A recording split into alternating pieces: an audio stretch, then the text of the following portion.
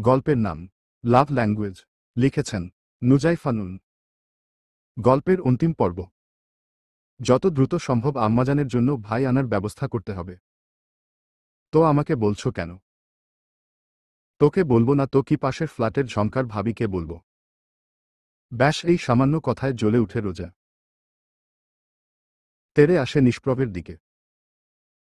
নিষ্প্রভের গাল চেপে ধরে বলে, ঝংকার ভাবি কাছে যাওয়া তো দূরের কথা, ভাবি নাম মুখে আনলেও তোমার মুখ আমি ভেঙ্গে দিব। ওকে ডান। ঝংকার ভাবির নাম মুখেও আনব না, কিন্তু আমার একটা শর্ত আছে। কি শর্ত? এখন এই মুহূর্তে গুনে গুনে 100টা চুমু দিবি, তবেই ঝংকার ভাবির নাম আমার হৃদয় থেকে মুছে যাবে। রোজা সবে নিজের ঠোঁট এগিয়েছে নিষ্প্রভের কপাল বরাবর, তখনই পেছনে থেকে তোয়া এসে বলে, পাপা এখনো ভাই আনোনি তুমি? তোয়ার কথা শুনে নিষ্প্রভ রোজা দুজনেই চমকায়। নিষ্প্রভ তোয়াকে কোলে তুলে নেয়, কপালে চুমু দিয়ে বলে, ভাই আসবে তো আম্মাজান। আপনাকে তো বললাম একটু অপেক্ষা করতে হবে।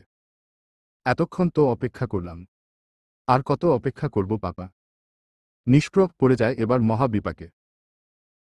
মেয়েকে কি উত্তর দিবে জানা নেই তার।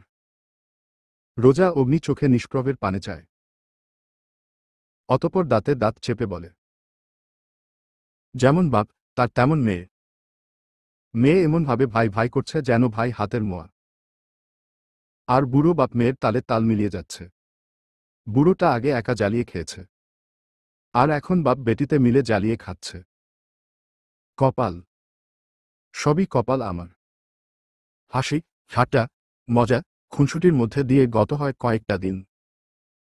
নিষ্প্রভ বাসায় নেই, তোয়াকে নিয়ে স্কুলে গিয়েছে। রোজা ডাইনিং টেবিল পরিষ্কার করছিল, তখনই কলিং বেল বেজে ওঠে।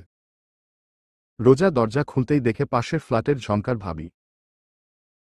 2টা ছেলে মেয়ে তার, অথচ দেখে মনে হয় 18 বছরের যুবতী। এমনই নজরকাড়া সুন্দরী সে। রোজা তাকে ভেতরে নিয়ে আসে, দৌড়ে ছুটে যায় কিচেনে। অকস্মাৎ রোজার মাথা ঘুরে উঠে, চোখের সামনে সবটা ব্লার হয়ে যায়। কিছু বুঝে ওঠার আগেই রোজা নিচে পড়ে যায়। ঝংকার ভাবি দৌড়ে রোজার কাছে ছুটে যায়। রোজার মাথাটা নিজের কোলের উপর রেখে চোখে মুখে পানি ছিটা দেয়। সেকেন্ড কয়েক পর রোজা সেন্সে আসে। ঝংকার ভাবি রোজাকে ধরে সোফায় বসিয়ে দেয়, শান্ত স্বরে বলে, তোমাকে কতবার বললাম আমার কিছু লাগবে না। বাসায় কেউ নেই, একা একা বোর ফিল করছিলাম, তাই ভাবলাম তোমার সাথে একটু আড্ডা দিয়ে আসি। আমি আসলেই তুমি এমনভাবে ব্যতিব্যস্ত হয়ে পড় যেন আমি তোমার পর। আমার জন্যেই এমন একটা দুর্ঘটনা ঘটে গেল। না না ভাবি, কিছু দিন থেকেই এমন হচ্ছে। কোনো খাবার খেতে পারছি না, গন্ধ লাগছে, বমি আসছে। কোনো খুশির খবর আসছে নাকি ভাবি? রোজা চমকে ওঠে। তার গত মাসে পিরিয়ড মিস গিয়েছে, এটা তার মাথাতেই ছিল না। তার মানে কি সত্যিই খুশির খবর আসছে? এদিকে রোজা খুব সুন্দর করে নিজেকে সাজিয়েছে। তার পরনে লাল টুকটুকে শাড়ি, চোখে কাজল, ঠোঁটে লাল লিপস্টিক, কপালের মাঝ বরাবর ছোট্ট একটা লাল টিপ, হাত ভর্তি লাল চুড়ি। চুলগুলো ছেড়ে দিয়ে কানের পাশে লাল টকটকে একটা তাজা গোলাপ গুজে দেওয়া। নিজের মধ্যে নতুন বউ একটা ভাইবো পাচ্ছে রোজা। রুমটাকেও সুন্দর করে সাজিয়েছে। নিষ্প্রভের পছন্দের সব খাবার রান্না করেছে। সব মিলিয়ে দিনটা অনেক স্পেশাল হয়ে উঠেছে রোজার কাছে। রোজা আয়নার সামনে দাঁড়িয়ে নিজেকে দেখছিল, তখনই কলিং বেল বেজে ওঠে। ঘুক করে উঠে রোজার বুক।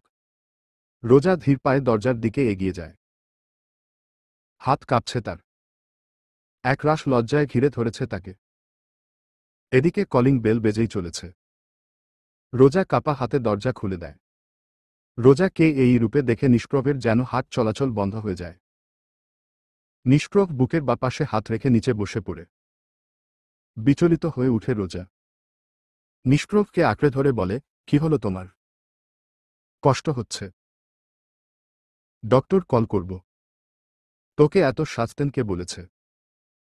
এখন যদি আমার কিছু হয়ে যায়, এর দায়ভার কে নিবে শুনি? রোজা নিজের তর্জনী আঙ্গুল নিষ্প্রভের ঠোঁটের উপর রাখে। হাসকি স্বরে বলে, হুশ, কোনো নেগেটিভ কথা বলবে না। তুই আজ এত সেজেছিস কেন? নতুন অতিথির জন্য নতুন সাজ বুঝি? নিষ্প্রভ চট করেই যেন রোজার কথার মানে বুঝে যায়। উচ্ছ্বাসিত কণ্ঠে বলে, তার মানে আমার আব্বাজান আসছে? হ্যাঁ, এটা তো খুবই খুশির খবর। কিন্তু তুই যে প্রেগন্যান্ট এটা কাউকে বলিস না বউ। কিন্তু কেন? হায় আল্লাহ, এত দেখছি পুরাই বোকা মেয়ে। তুই যদি এই কথা বলিস তাহলে সবাই বুঝে যাবে যে আমিও তোর সাথে ওই সব করেছি। এভাবেই চলতে থাকে তাদের মধ্যে খুনসুটি, আদর, ভালোবাসা আর সোহাগ।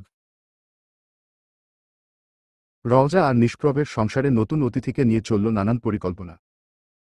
ধন্যবাদ সবাইকে। সমাপ্ত।